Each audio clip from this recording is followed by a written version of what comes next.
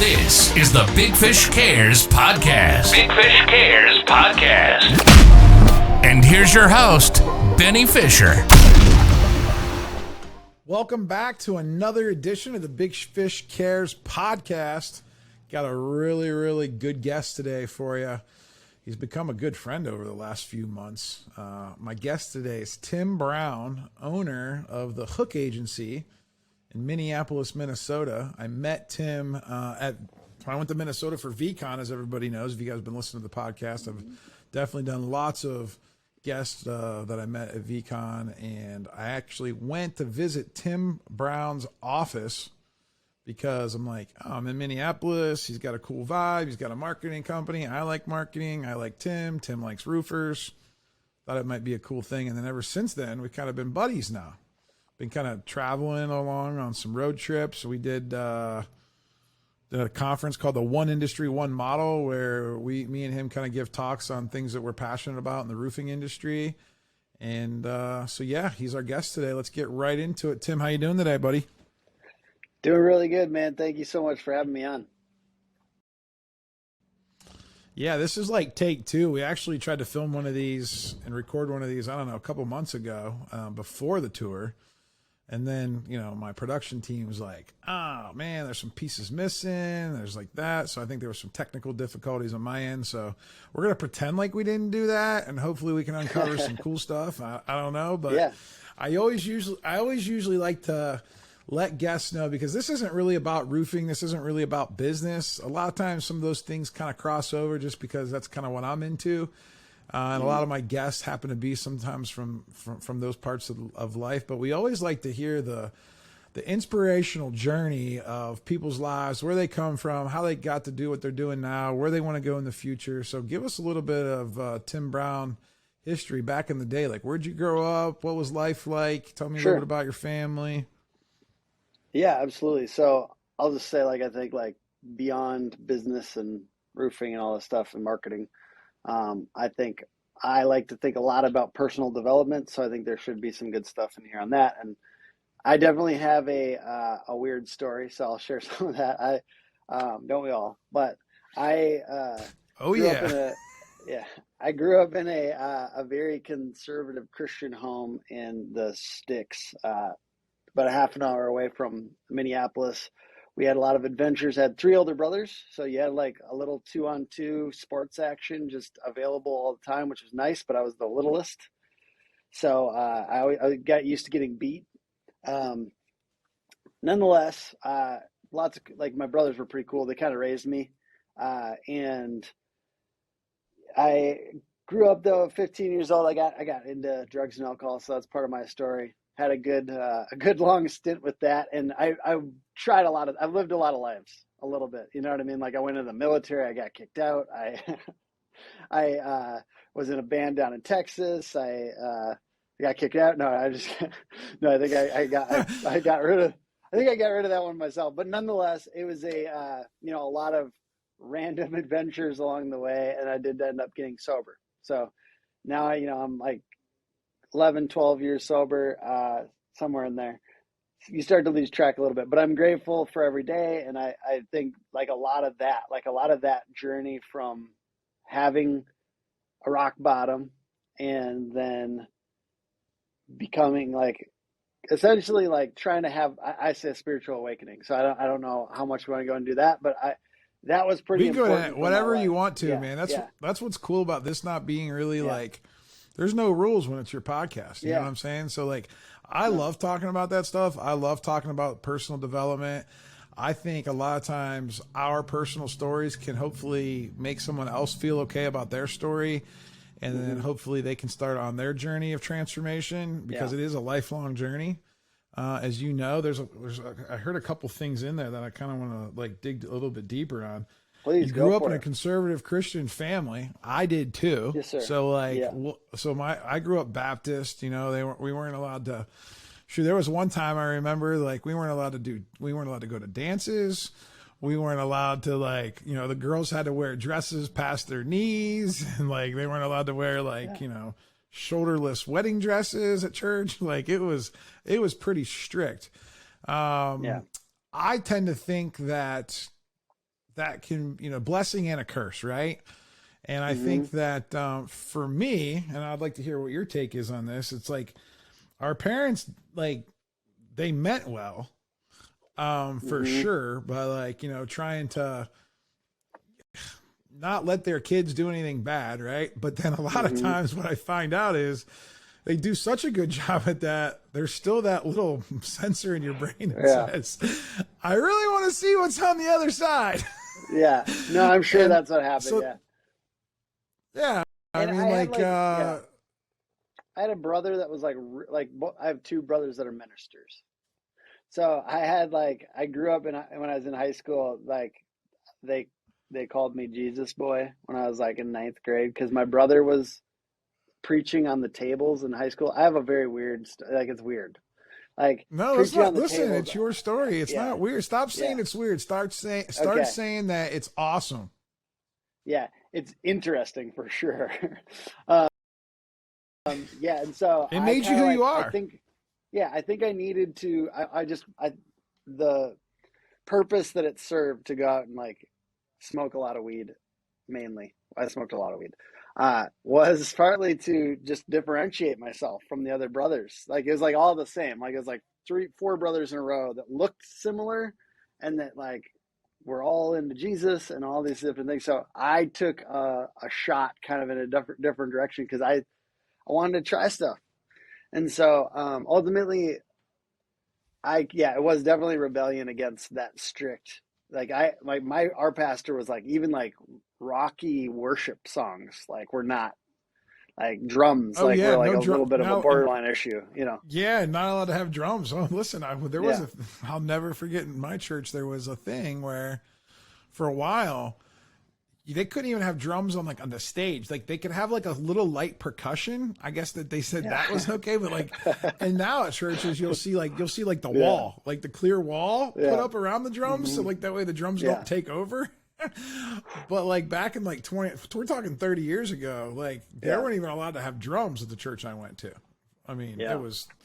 And to me, like I look back and think like some of that's like I get why they like thought that, and they're just trying to prevent the crazy world that we already live in from being crazier, which, obviously we can see like in the real world, the secular world, that like, things are just moving at the speed of like light, on how like they just let things go, and they like, they push one boundary and then they push another boundary. Next thing you know, it's going to be a free for all.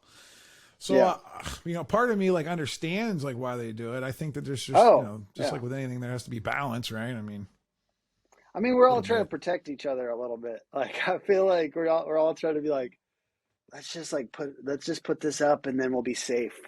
It's just ultimately we're not safe from ourselves.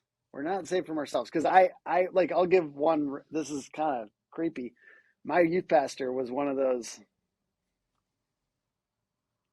diddlers. So not me. I don't know. Not me. I don't know what that means. A diddler. I have no idea what that is. He my youth pastor made advances on people in the like young people. Like, so young people. So he was taking advantage of his stature as like a leader. Yes. Wow, that's We found this out later, so I can't blame my getting away from the church on that. But it's certainly it does. Those types of things happen. So what I'm saying is when we try to protect ourselves and wall it in, there's still somebody in there, and the person in there has humanity. And I'm just saying we all have a bit of that, and we all have evil in us is what I'm saying. And ultimately we all want to separate it. We want to say that's Hitler. Hitler's out there. And then Christians and people, this guy was probably trying, but he obviously effed up wildly. And I wish the church was a little bit more vigorous about saying this is absolutely wrong. He literally went to a different church after that. So there's some wild stuff that happens. And people, it's not a strong enough response, in those situations. But ultimately, that's an excuse for anyone that wants to get away from stuff like that. But anyways, I ended up having later on, I found my own kind of spirituality, and that to me is really central to my life. It's just a little less focused on church, and I'm sure that a lot of people can relate out there. You kind of have to find your own. What do I believe in? What are like the big principles in life that matter to me? And how can I be an okay person? Because I wasn't for a while. Like I probably went against my own morals and ethics when I was like partying all the time with different things, and it kind of didn't make me feel great about myself. Clear. Yeah. Yeah, your head's not clear during those times. Let me ask you a question. Like, how did your parents receive that? Like, how would your parents like how'd they receive that? Like, did they receive it with love? Were they kind of strict? Were they hard? Like, you know, you had all these other brothers doing all these great things. Like, how'd that make you feel growing up? Yeah, I mean, it was bad. Going like because my brothers were so good, and then I was over here doing this, so definitely sad time for my mom, and my dad was angry, you know, and ultimately it wasn't a great response. So like I had a whirlwind of like I had the soft mom who's very sensitive, and that, like it kind of like hurts to just be around her in certain ways, and then I had the harsh dad who was just way too harsh, and so there's kind of a cyclone in the family, and I was at the center of it because I was you know, making everything about me, and I was the only son left in the house because I was the youngest, and they were probably just like, God, why does the last one have to be the hardest? And so yeah, they were very frustrated with me for quite a while, and they were very happy when I ended up finding sobriety for just like thank God he's going to survive kind of vibes once I did get into that. And they're definitely skeptical for a couple of years. When you do get sober, everyone's just kind of looking at you like, when is this going to fall off, you know? And that's a very tough part about being early in sobriety, basically. What you mentioned something about, you know, hitting rock bottom. What was your rock bottom? What was rock bottom for you? So everyone's got a different version of what rock bottom looks like. Yeah, I had a number. I probably had a lot of buildup in the months previous to this. I was like, you know, I'd black out a lot. So I'd black out, and then I was trying to like treat alcoholism with weed and weed with alcoholism. So that was like a back and forth. And then I was trying a lot of psychedelics. So it was actually the day I didn't do any substances. I was walking down the road, and I remember the story going on in my head at the time, and it was quite outlandish and maybe involved extraterrestrials, but I was walking naked down the road, and I got picked up by the cops because they're like, you're not allowed to do this even at 2 a.m. You're walking past the McDonald's and you're nude. So I got picked up and I got brought to the psych ward, and I just had some time to think. And I was like, I basically kind of came to this, I'm going to try recovery. Like because they did have AA meetings in the psych ward. And I was like, I think I'm going to try this. And I think at the time, a little bit of my brain was just like to escape, you know what I mean? To get out of this spot now. But when I did end up getting out, I did follow through and ended up going to meetings pretty much every day. And like kind of did a little etch a sketch on the people I'm hanging out with, and I moved back in with my parents, and just humbled. That was nice. Very humbled. They took you back in. in. I mean, was that more your mom or your dad? I mean, I'm sure it was sounds like it was probably more your mom said like, hey, let's let Tim come back home.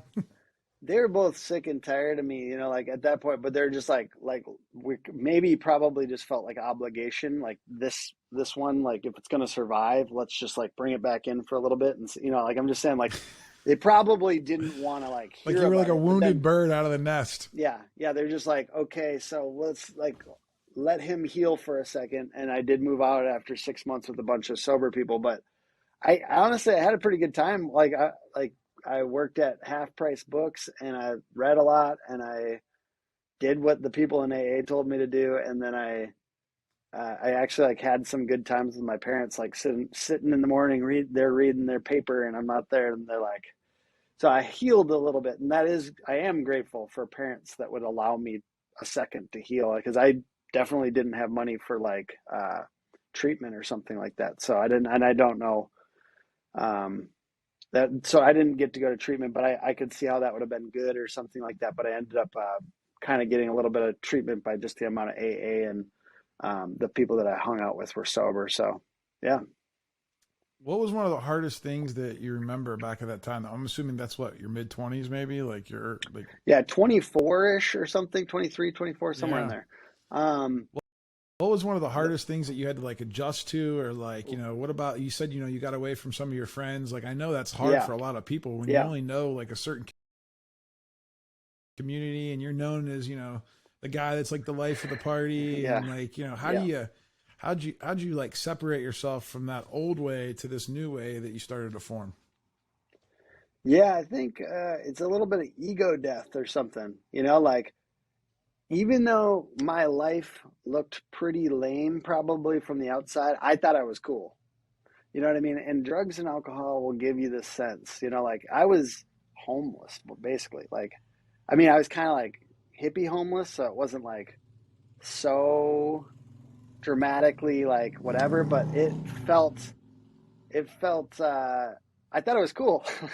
I was going to music festivals, I was Yeah. doing like different, like doing psychedelics and stuff like that. And like, so to be in a spot where you're living with your parents and to not be just out on the edge or whatever, it was just basically getting used to not being cool and or not being what I thought was cool, and just kind of like coming to terms with that. And like I needed that. It was like I said, ego death, but it was like freeing because like once I got through with that, I did kind of build like I like I kind of think I'm cool now. But the point is like I got to kind of refine whatever that looks like for me now with a new set of people that like kind of have a little bit more of my best interest. I mean, I like all my old friends still, but I'm just saying like sometimes when you're doing these things with people around you, like in my experience, I was doing these things with people, I'm not always looking for out for their best interests. I'm kind of looking out for like how are we going to get messed up today kind of thing. So I needed to find people that are like going to hold me a little bit accountable and kind of just be a little bit more like real with me, like that's not great for you and you should definitely do these other hard things over here that are going to help you stay sober. So I did need to get around those people, even though I did play some music with some of my old friends and stuff like that. And I played a lot of music actually those first like 5 years of being sober. So yeah, it was That still had a to be really good tough though, because experience. you're. Yeah, I'm assuming your environment, like I don't know what kind of rock band you were in or what kind of yeah, musician you were, but like I know a lot of that has to do, revolve around playing in bars and mm, clubs and like, a lot of times where there's alcohol involved. Like, yeah, how did you, were you tempted? Like, how did that, like, when you yeah. got back into playing music, like, how did you It was stay so strong and funny. how did you, Yeah. Yeah, it was so funny because like literally like one of the first like young people's AA meetings I went to, I met up with these people. They're super cool. We went home, we went like back to their place and jammed, and it was like they were like good, and it was super fun. And then that night we went to like a reggae show, and there was people lighting up, and like they were all sober. And so I just like I got this message that it was like it's not where you go, it's like the mindset you go in. Like in my experience, like that was really useful because then I didn't like look at it like everyone else has to like conform or else I'm not going to stay sober. It was like the world is not my problem. I'm my problem and I need to get that fixed. You know what I mean? And like I needed that really bad because I certainly was always blaming it on whatever was around me. And it absolutely was tempting, but I was like, I joined a certain kind of like intense version of recovery of AA that was like, you got to do these things and you got to go hard on them. Otherwise, you're not going to make it. And like, we aren't either. And I like, these were not just like alcohol people. Some of them were like hard drug users and stuff like that. So they were more hardcore about like the actual recovery that they did because it required more hardcore AA. And since then, I've had like two of my band members died from, you know, alcohol and heroin, and people that I was in recovery with also like a guy I was in recovery with took his life. Like when he relapsed, it's kind of crazy. Like if you're a person like me who's around these people and you like these people and these are the type of people that you kind of relate to, you have people that die, and oh yeah. it kind of shoots like a shot over the bow to remind you to like, and I'm not like, obviously I really hope I don't want that to happen, but like when it does happen, you're just like, okay, I need to like kind of like reapply myself to this,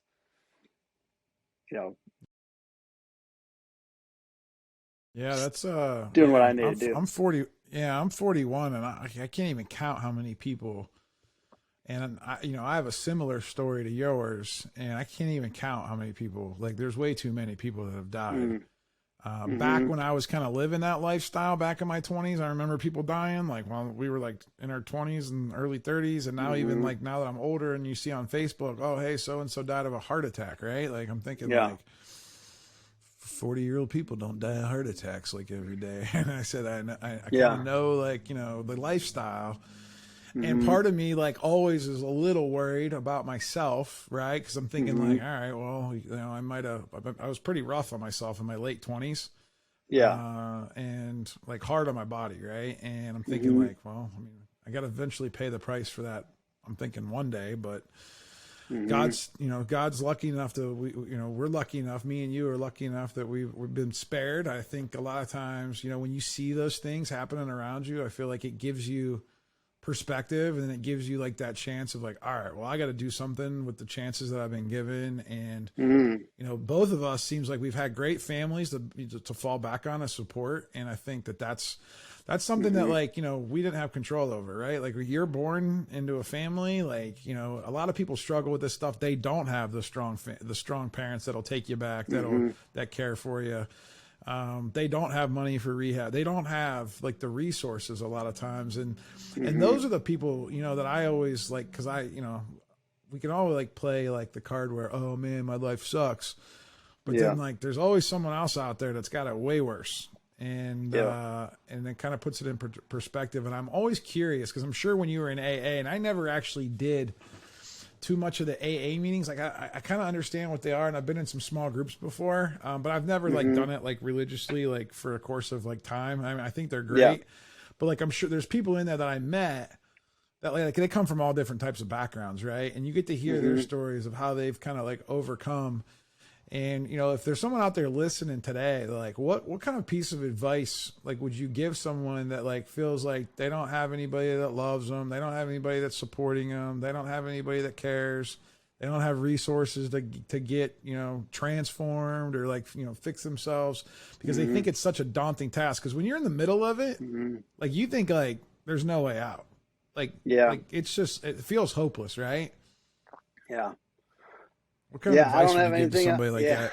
I mean, And if you're lucky enough to have meeting, alcoholism, right? if you're lucky enough to have alcoholism and or addiction, like, get to a meeting. Yes, that's it. And like, I mean, it's all spirituality. So like, I literally don't have anything besides that. Like, all this like goal setting and stuff like that. I was trying to do that before I got sober, and the shit didn't work. So like, for me, I needed like this baseline level of like sanity to be able to build off of. And so if you're in that situation, I do, and I empathize, because some people aren't religious and don't want to be in all this stuff. And I just like, it's not like, be okay with a little bit of cheesy and just save yourself selfishly. Get in here. Come on in. Like, and like, go to different ones. You know what I mean? Like, and this is all recovery. Like, I literally don't have much else. And I know some people find it in church and stuff like that, but like, go to different meetings, find one you like, do it selfishly, get yourself okay and healthy. And like, thank your lucky stars if you hit a rock bottom, because if you do and you can get up, it can be the best thing that ever happened to you.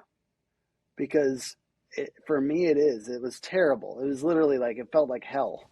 I like literally had a psychic break, and like, I know that there's people that had it worse than me, but like, I'm so happy that it happened, because now I hopefully can help somebody else that's gone through this stuff. And like you said, I'm incredibly privileged, and I try to like help if I can with somebody. So I mean, I'm here to help, but like, obviously I can't always be there. So to me, this group and like AA and any kind of recovery is very, very useful. Like,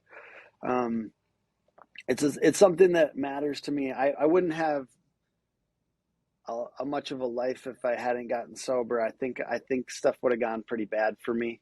I'm glad I'm alive, and I like, this business wouldn't exist without me getting sober. I like, definitely, like, everything that I think about now is like, how do I, like, I'm much more on the mindset of like, how do I be useful to people, which I don't think that was a central principle of my life. So like just Well, this, we're worried about like, ourselves. yeah. Yeah, And I think still like am. when you're in the Yeah, I'm middle of still, it, yeah, we all have tendencies, you know, yeah, but like at the end of the yeah. day, I think a lot of times, especially business owners, they get into business because they never found a home anywhere else that would really like take them in and like to lead and develop them. So we kind of had to figure out how to develop ourselves. And then through that, that's why you see a lot of entrepreneurs and a lot of successful business people who came from like really, really tough situations, and they were able to overcome that. And then they have the tenacity to kind of keep on going, because then it's that, and I think AA talks about this, and you might have to, it's like that final part is like giving back, right? Like in like trying to like give, you know, Yeah. and try to serve others, right? And I think that, and you could do that through business, right? And I realized when I got into business obviously, first of all, because I needed a job. I needed to take care of myself. But once that was taken care of, once my basic survival like was taken care of, then it's like, all right, cool. Who can I help? Well, I'm trying to help my customers. I'm trying to help, you know, first it starts with your customers, then it starts with your employees as you start adding people. And then there's this higher level, which me and you are getting a taste of, where you can help an industry. And that's when like it's like, wow, it's like, all right, cool, like helping my customers, I'm helping my employees, and now I'm trying to help an industry. Let's talk a little bit about the journey and how you got to be started in a marketing company, because you know me and you both like marketing, you know, kind of like marketing nerds.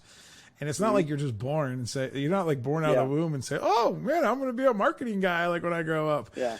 Like, how did that come about? I also want to touch, you know, because I've met your lovely wife. I know you guys are having a baby very, very soon. Yeah. I'm excited to talk to you a little bit about that. When did she come into the picture? When did Hook Agency start? Yeah. Tell me a little bit about that journey.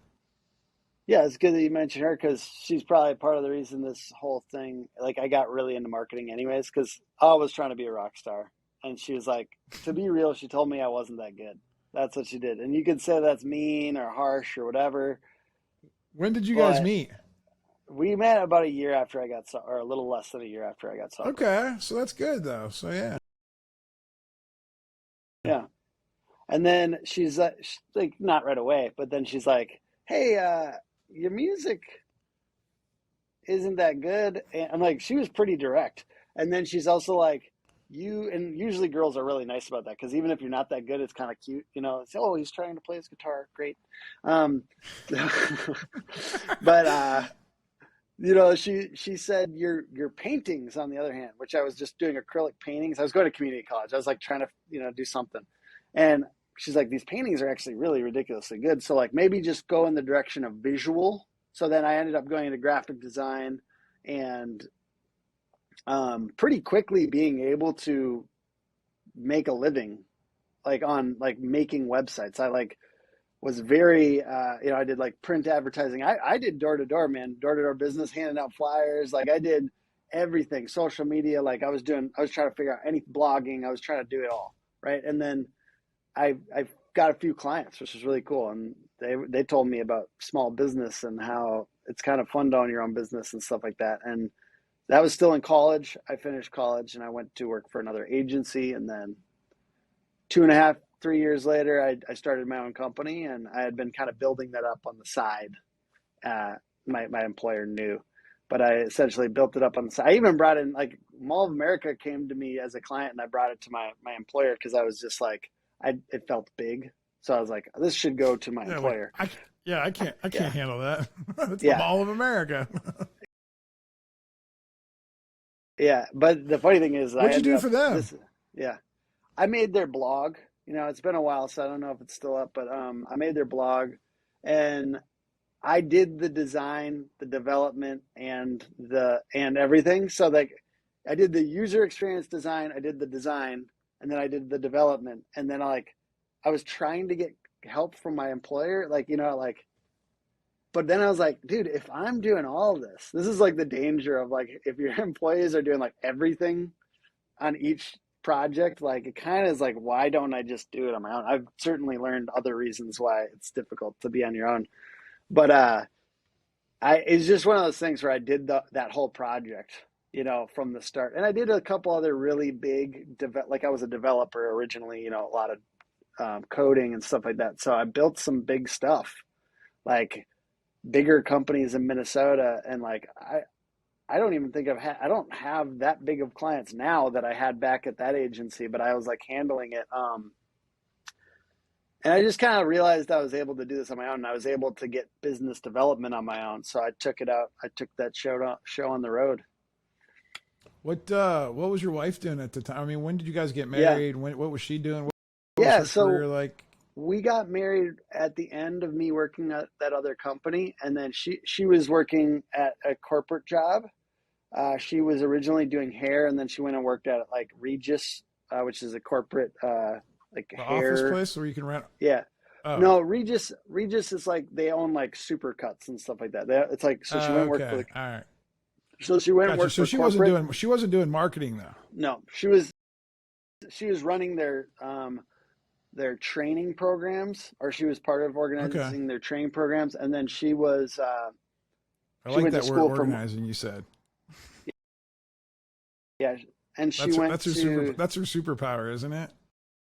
Yes, she's very good. Very organized, she's very organized, and she went to school for marketing at that time. And then when I was out on my own, I was like very quickly, because I got really into Grant Cardone, and I'm a 10X guy, and I sat there 80 hours a week for a while. So like I literally just sold myself into quite a bit of work very quickly, and then I had her come like 4 months into being on my own. So like that first year we did pretty. It was just her and I, and we did pretty dang good, like just for two of us. And and it was a very interesting time, and we felt a little bit more luxurious at that time, because it feels a little bit less like, with employees, sometimes if you're doing crazy like fancy stuff, it's like it looks like a little weird. But like she went to the Versace mansion, like we did some, like I went to a Burning Man, like it was like kind of a fun time. Yeah. Well, no, when you're young, when you're early in a business and you don't have that many employees, you don't have that overhead. I mean, all that profit goes to the bottom line, and it's like, I agree. Like in the early days, I always felt like I had more like just more stuff, like more like play money, the flexibility to be able to just do. Oh, and the other thing too, I just wasn't scared. Now, as you start to build a company and you get a little bit more stable. And then you get a little bit more fear involved because you feel like someone's coming to take it. So then you got to stack up the reserves, and you can't spend as much. It's like, all that stuff kind of sets in. Was there any challenges being with, your fiance at the time, girlfriend, wife, like going into business with her? Like, how did that whole relationship and then work relationship work out? Because I feel like that's tough for a lot of people. Yeah. Absolutely is tough. 100%. I wouldn't have it any other way. And that might just be like the psychosis that you have to put yourself in once you've already decided something, we had some rough patches as we worked through this. And I certainly can't recommend it to any couple, because there was like a lot of soul searching that had to happen. And in a way, it does decrease some of the romance. I decided to kamikaze it.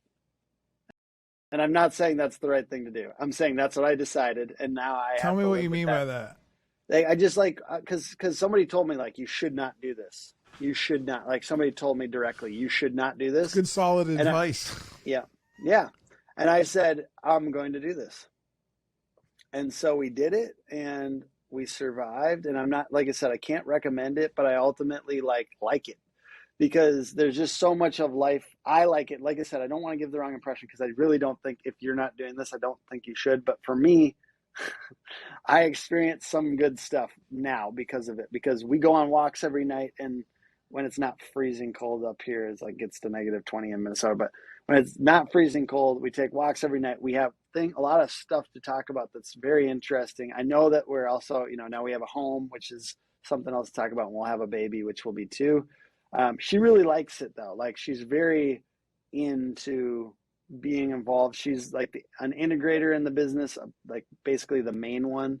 And she likes like having, she likes being a career person and having a lot of say on where it goes. She obviously has a lot of the benefit, and she's very motivated. And it's been kind of cool to just see her come into her own.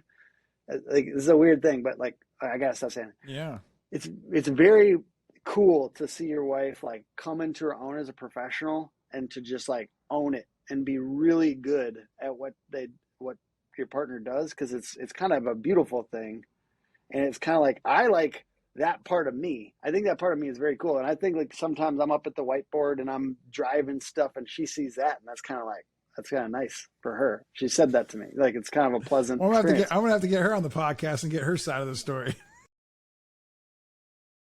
Yeah, sure. But also, like, the same thing applies. Like, I like watching her develop as a leader and as a human being in a more full-fledged manner. And I think like the work is a very fulfilling part of life sometimes, and it's kind of nice to have a partner around to talk about that stuff. Well, especially when it's your business and you guys have a vision together and you guys know where you guys kind of want to take it.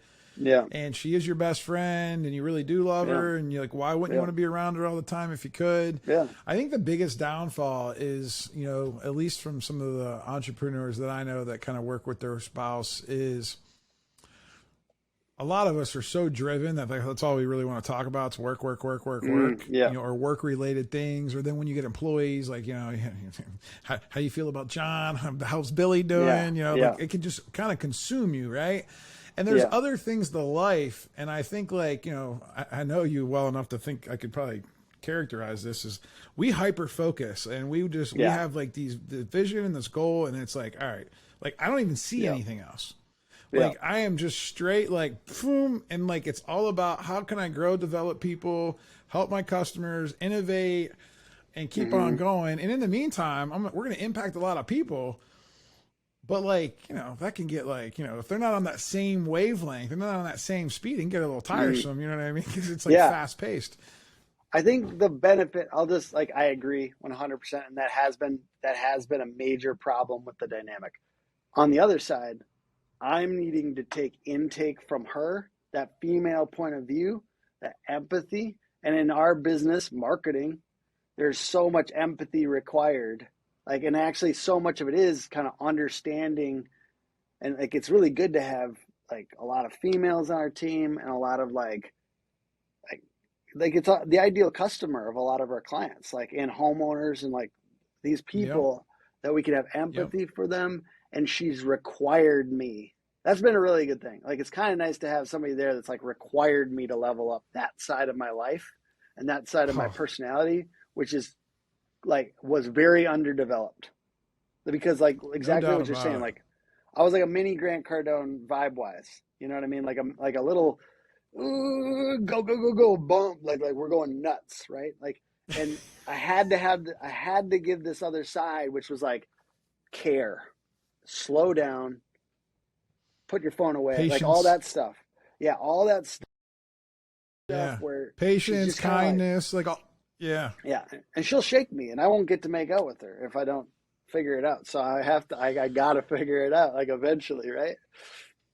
That is, I think, that's the secret to, I think, when I say success is defined differently for everybody. But at the end of the day, when you can have like the yin and the yang, when you can have like the power, the success, the money, the business, the family, but then you can also live with that inner side, that peaceful side of you, and you can like basically slow down to speed up, which is a super hard concept, especially for like a guy like me. You know, I have ADHD. It's really hard for me to like ever like just slow down. But Brittany, my partner, she's into meditation. She's into yoga. That's really helped me, right? Like, you know, just even like witnessing, I'd never even seen that before. I didn't even know that was a thing. Like, I saw people on TV do it, and I used to make fun of them. Be like, oh, they're making like weird little poses on the beach. Like, who wants to do that? And then like when you sit and do it, I'm like, wow. And then you like take in everything around you and you become more present. It's really an interesting feeling. And I think that some of the top entrepreneurs out there, I think, are experiencing that right now. They're not talking about it as much, but they're starting to creep out some secrets. I think they don't want to talk about it too much because they want to make sure they can get ahead of the game, and then they want to give out all the knowledge, but then they're already be on to something else by then. But like, if you notice, like Gary V, I follow him. You're a Gary V fan, right? Yeah, absolutely. I'm assuming a little bit. I thought he said he wasn't in that meditation. I thought he was talking about for a little while. He said, like, I don't want to change my brain. Listen, he's saying that stuff. but I'm watching him change, and he's in this new relationship with this girl that's really like into some of that stuff. Yeah. And I can slowly see him changing. I think he's still playing, tough New Yorker, you know what I mean? Like go, go, go, go, go. But he's really pushing with some of these like traits, patience and empathy and kindness. And I think, again, as he gets older and as he starts to like absorb more things, plus he's got kids, right? Like, so his kids are getting a little older. I think that this baby that you're about ready to have is totally going to change your life. I think that that's going to be like another one of those natural things I think that God has in store for us humans to kind of like put things in perspective. To kind of like, take it all in, because now it's like, oh, wow. Like, well, it's not just about me anymore. I know my wife can take care of herself. I know I can take care of myself, but now we have a human that like can't take care of themselves, at least for the next, 15 to 20 years. And it's like, what do we want them to see? Like, right. Like, how do we want, because we all had our childhood and we all think we can do a little bit better than our parents, which is not a bad thing. I think, I think it's a good thing that we always adapt and evolve and take the best parts, keep those, and get rid of the worst parts and try to optimize those. And I think that's gonna be a game changer for you. I mean, I'm excited for you guys, because like that's gonna, and you guys are you guys are in the your mid-30s, right? So like it's it's a little, it's gonna be good. Plus, but you're in a good spot. You have good people at your business to be able to take over things. You've been training people well. I think it's, we're going to be doing this together, brother. We got little girls coming. Right? I'm sure it will teach us a lot, man. And I'm excited to learn, and I'm like willing to learn. So, it's there's totally different levels of the business that you hit. And certainly every single, the problems don't go away. That's the thing. Like, it was useful for me, the Grant Cardone thing of like, I don't want to get rid of problems. I want bigger problems, because I don't want the same old little problems anymore.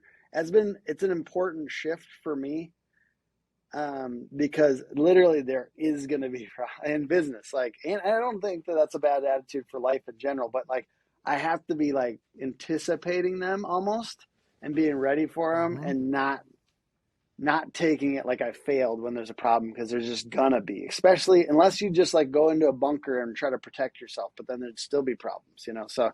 Well, then there's other problems, right? It's kind of like what happened when we were growing up as kids. Like, that we tried to protect ourselves, but then there's problems that we don't even know how to handle because like we weren't ready for it. One of the things I wanted to talk about when you were talking about the childhood, because a lot of that I resonated with, was the fact of like, I think what we need to do as parents is be able to teach our kids how to handle situations, not avoid or get into situations. It's how to handle situations, how to problem solve, how to handle situations in a fair way, in an emotionally balanced way. Because I think that's one thing that like has been completely like just not ever talked about. Like, we don't, like, our generation, like, we weren't allowed to talk about our feelings too much. That was never, that's not like a cool thing. Now it's starting to become a cool thing. So like, I feel like our kids are going to be like, oh, we'll have therapists our whole life growing up, right? Like it's going to be okay. But like, we need to learn how to like deal with things, not necessarily avoid things. And I'd like to hear your take on that. Yeah, I think I always like say I don't want to say too much about what I'm going to be like as a dad or know about like raising kids, but because I don't know yet, and I know I'm about to like learn a lot and it's going to be difficult. I do think there is a lesson in my business that has stuck out that relates to this, which is I didn't want to teach sales to my salesperson because I don't know much, right? Like, that's a thing that we sometimes say in our business. I don't know that much, so I'm not going to try to teach. I needed to help her learn it. I needed to actually change my mindset. I have read a ton of books. I have taken courses. I have sold a lot of stuff. So instead of being fake humble, sometimes I need to go, I actually do know this, and here's what I've confidently learned. And so I had to switch my mindset around, like, I can't be this fake humble person or else they can't hear me. They can't hear me unless I say, I actually have sold a few things, and here's here's what I've learned from selling those things. And so sometimes I think parents avoid teaching their kids certain topics because they say, I don't know much about that anyways, and I didn't do that good on it anyways. But you kind of have to give the stuff that you have learned, even if it's imperfect, so like I'm hoping to apply that. I have to give some, even though like it's scary to present yourself as an expert on something because I don't know everything, but you still have to like kind of present what you know confidently. And I think that I've learned that a little bit from teaching people in my company. I like that. I think that, you don't have to be an expert, but you should be confident. And you should also then take it one step further and teach people how to be more resourceful to where like, all right, cool. Here's what Tim Brown knows. Here's what Ben Fisher knows. But when we cap out at that and you guys want a little bit more, wow, I know this guy over here that really is an expert in that. We could buy his course. We could like do coaching calls with him. Like, that's where we got to go get some more juice. But like at least say, hey, here's what I know. Here's what I think. What do you think? Do you think we can make this work? And if you have questions, let's figure out how to be resourceful. Because if you can like if you can do problem solving and resourcefulness, like I don't really know if you have to do anything else in the rest of your life. Like if you can just master those two skills. Because those two skills really will get good you note. through. Yeah. I agree 100%. That is, we should that clip is a very that. good point. Yeah. That's Go ahead good and one. clip that. You'll see that in a reel. Resourcefulness and problem solving skills.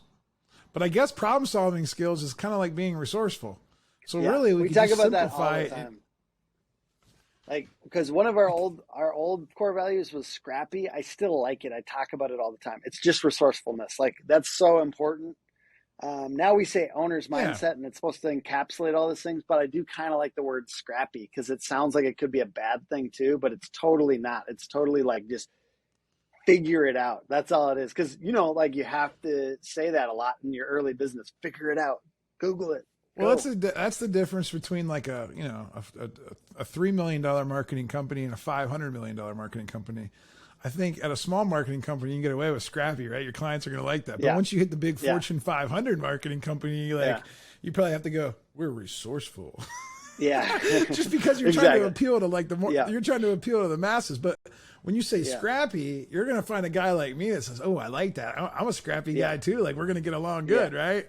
Yeah. But so I think it's all part of like, the evolution of your company, the evolution of yourself. I think that it's important to, every year, to talk about the core values and make sure they're still the right core values. I think it's definitely okay to change a core value once in a while if you really think that it's needed for the business, for a couple different reasons. Sometimes we just realize that's just not who we are anymore. We're not even living by these ones anymore. And like, that's kind of like what got us here, but this is like who we are now. And when you have people in your leadership team that can kind of band together and kind of figure that out, it's definitely okay to make a course correction. I don't think you necessarily have to scrap all of them, but I think if you have 3 to 7 core values, which is about all I think you should have, if you edit one or drop one off and put another one in every year, and then every 7 years you got like a whole new set of something that kind of just, because as you add people to your organization and you add personality and you want people building inside of your company, because you don't want to be the only builder, it can't just be the Tim and Bia show, right? Like it's gotta start, the level down, then 2 levels down. Once it becomes their show, you can't really get out of the way. I mean, you're trying to lead it, but man, like, they're pretty much driving it, right? Yeah. And I think that, I think changing the core values is okay. But speaking of core values, I know I've been on you about the old EOS thing, and we've got our leadership team. We got our leadership team scheduled with Ken Koistra. How many people on your leadership team? It's me, Bia, and 5 other people, so 7. Oh wow, that's a strong leadership team. Yeah, that's a strong leadership team. So that's good. Well, I mean, I guess, and then Bia is going to be the integrator as of right now, probably. Yeah, she's the integrator, but there's each of these people they'll figure is it kind out. of an integrator. Yeah, there's maybe like 3 people that are a little bit more integrator and 3 people that are a little bit more like me and visionary. And so there's, they're each department leads, and yeah, we do give them percentage of profit. So like there is a little bit of like incentivization there that is good, and it's been a good thing. It's been good to involve other people, and you do just kind of see what types of people really run with it, and some people decide like they're not trying to be into that as much, and you kind of got to learn that over time, and we'll see. I've done such a good job of keeping the show more about the personal stuff, but I do want to dig in a couple nerdy things real quick about marketing Go and for maybe it. roofing. Sure. Yes, just because, like, you know, like we probably have some roofers listening and some marketing people. So tell me exactly why you decided to, first of all, specialize and solely focus on roofing companies, and then solely really focus on like SEO, the SEO side of marketing and the website. And like the Google ads, like, you know, because there's lots of other stuff like, you know, in marketing, but like you pretty much have a niche. When I think of Tim Brown and the Hook Agency, I think of like, you know, high end SEO for roofing companies. Yeah. So that's what I think.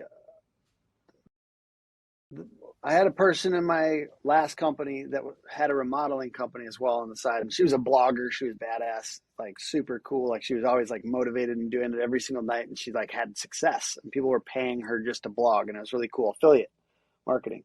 And she introduced me to a roofer, and he was really cool. And he like, I had done a couple of years of websites, maybe 3. And he was like excited about it. He trusted me, and he was stoked, and he got his website and he was stoked, and he just was like, anything else to do? And so I kind of tried to teach him a little bit of what I was learning at that time with SEO. And and he did it a little bit.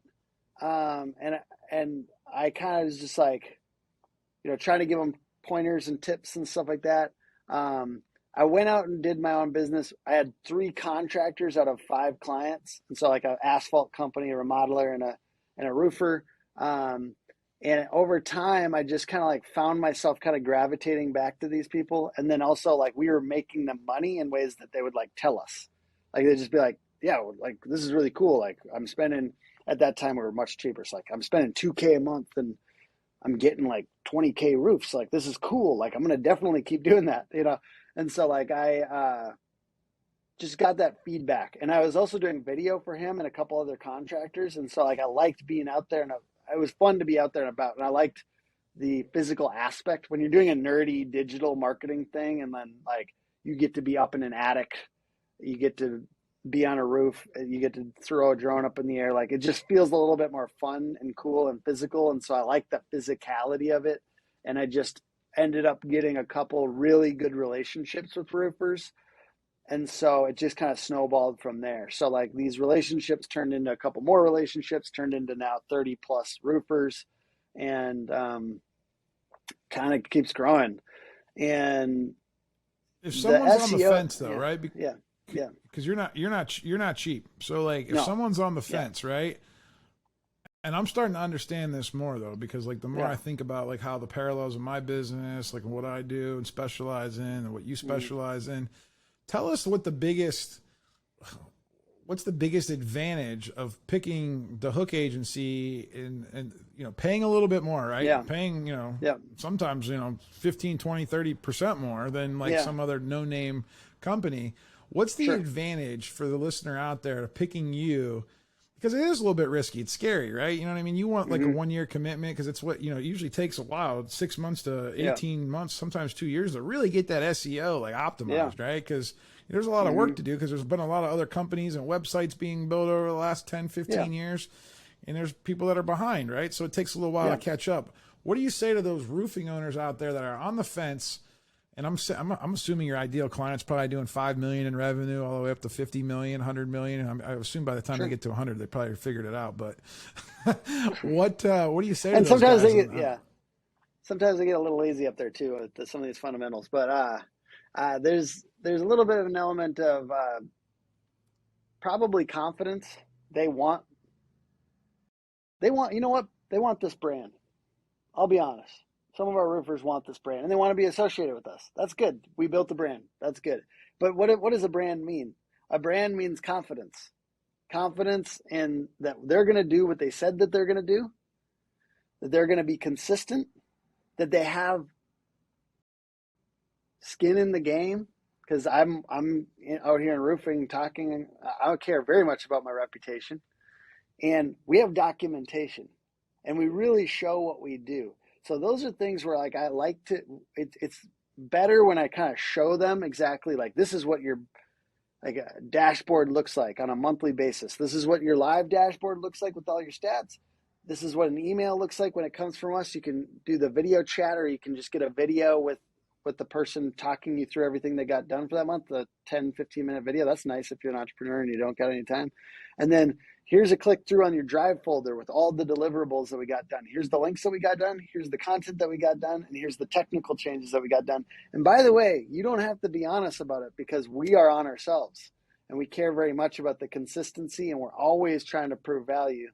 And we're not doing these crazy like year contracts and requiring everybody to like sign with their blood, you know? So there's an element of like, we care, we're doing it for a lot of other roofers too. So that's kind of, I think, some of the reasons people do it. I think they want confidence, and I think they want consistency, and they don't want to like have to think like, if I'm in 7 months, is this stuff getting done like I asked, like I wanted to get done? Because I hear that sometimes when people go the cheap route, they're like, I had to just be on them all the time. And like, you already have, a lot of our ideal clients already have too many people to manage and don't want to manage another person. They want to just get this done. And they also want the best practices to be shared amongst other, you know, like, oh, you've done it for roofers, so you know how to do this. And when you learn something over here on this roofing website, you can apply it to our roofing website. So those are some of the things I hear from people that work with us.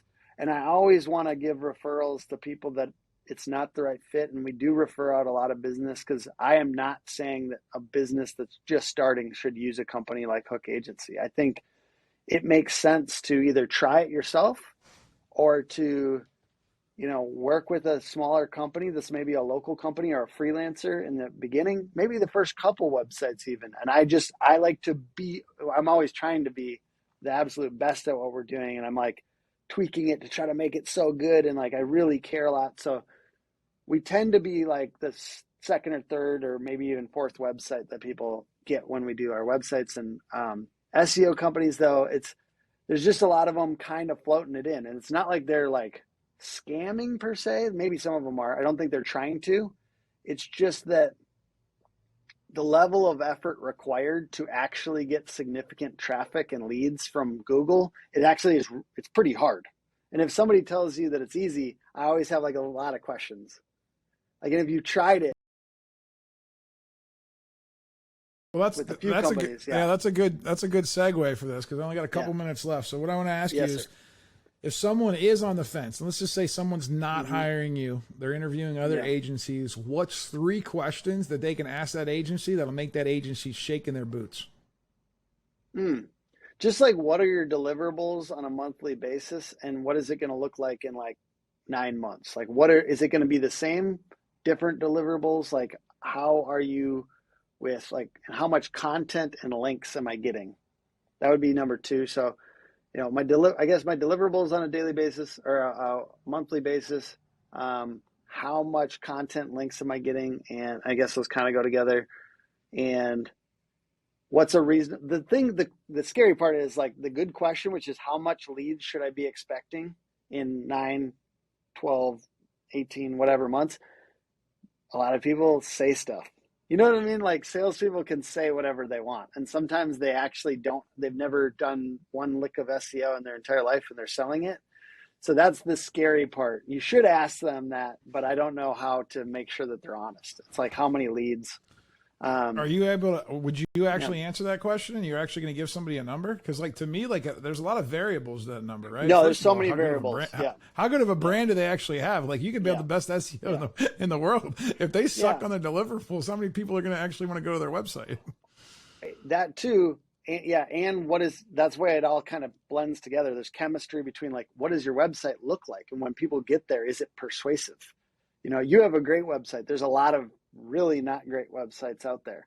You know, there's things that you could do to make it more persuasive and make sure that there's like I like to put a form up top, like a lot of trust factors like testimonials and reviews. But that stuff matters in the end for this getting leads. So if they're not making changes to the structure and look and feel of the website to actually get more leads, that's another component of what gets the result. And so a lot of SEO companies don't even make any changes to your website, which is like, that's kind of what gets the leads. It's a component of what gets the leads. So I guess just also, how would my like changes on my website be handled? Are you guys making any changes to make it more persuasive or anything like that? That's cool. Yeah, man. I think it's I really of appreciate that. No, yeah. listen, that's a little you know what? Give them a little sample. If they want more information, they can call you. Tell them the Big Fish sent you. What's next for Tim Brown, the person? Okay, like let's try to separate out from the hook agency, because I know you guys are doing your thing, and that's what you guys are going to be doing, roofing for SEO for roofers. What about you though? Because I know that you've been on this One Industry, One Model conference tour. You're doing some speaking engagements.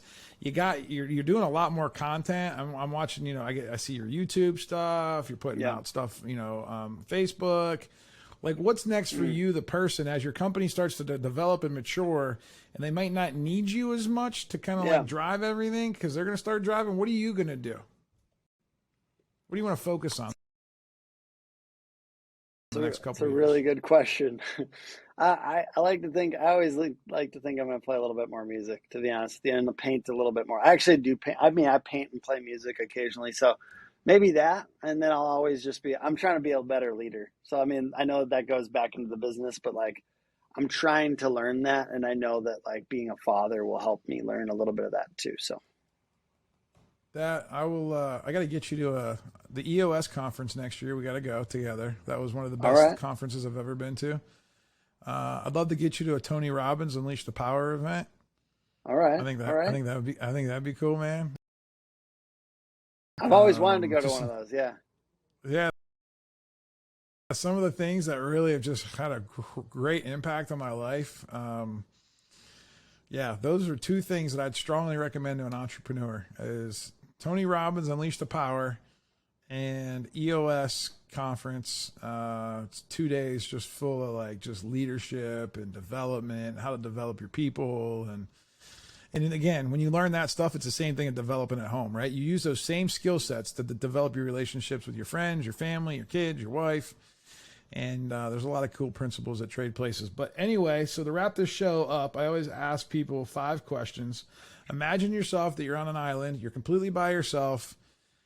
And what book, if you could take one book with you, what book would you take with you? Man's Search for Meaning by Viktor Frankl. You know what? Never mind. Scratch that. Brothers Karamazov. Switch it. Brothers. Because I realize, like, if I'm just stuck there, I want just like entertainment probably. So I would go with Brothers Karamazov, and it's like thick, so it'd give me more to read. Give you more to read. All right. What movie would you take with you?